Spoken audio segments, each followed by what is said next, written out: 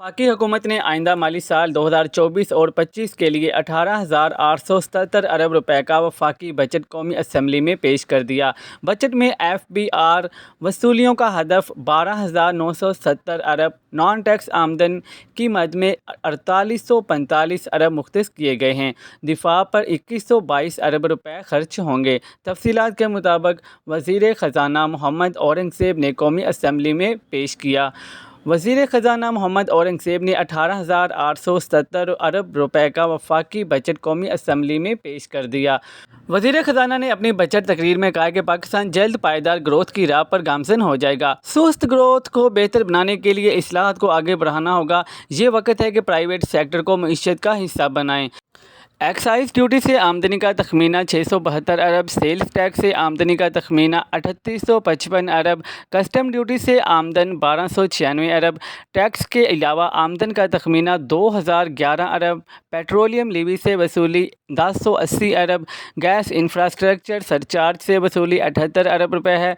Budget में बरामदात का हदफ 32.7 अरब और दरामदात का हदफ 58 अरब रखा गया है। तरसीलात ज़द का तखमीना 30.6 अरब, खसारे का तखमीना 9600 अरब लगाया गया है।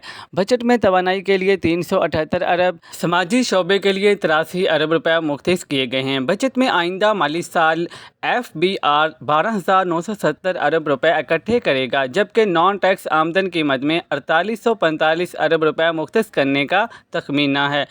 आइंदा माली साल में पेंशन्स के लिए 1014 अरब रुपए, सब्सिडीज़ के लिए 1363 अरब रुपए मुख्तस किए गए हैं। आइंदा माली साल दिफा पर 2122 अरब रुपए खर्च किए जाएंगे। बजट में मजमूई अखराजात का तखमीना 24,710 अरब और जारी अखराजात का तखमीना 22,037 अरब लगाया गया है। तरक्याती बजट 1221 अरब, दिफाई अखराजात 2152 अरब मुख्तस किए गए हैं। कर्ज़ों पर सूद की रकम 9787 अरब, अंदरूनी कर्ज़ों पर सूद की रकम 8517 अरब रुपए है। बजट में 1 से 16 ग्रेड के मुलाजमीन की तनख्वाहें 25%, 17 से 22 ग्रेड मुलाजमीन की तनख्वाहें 20% बढ़ाई गई हैं।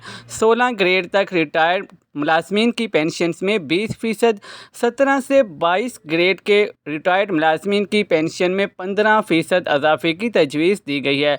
स्टेट बैंक की जानिब से शरह सूद को कम करना महंगाई पर काबू पाने का सबूत है। बेहतर पॉलिसी के बाद महंगाई में नुमायां कमी आई है।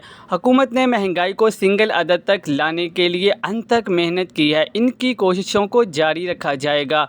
मज़ीद न्यूज़ अपडेट्स के लिए चैनल को सब्सक्राइब कर लें ताकि हर आने वाली नई अपडेट सबसे पहले आपको मिल सके।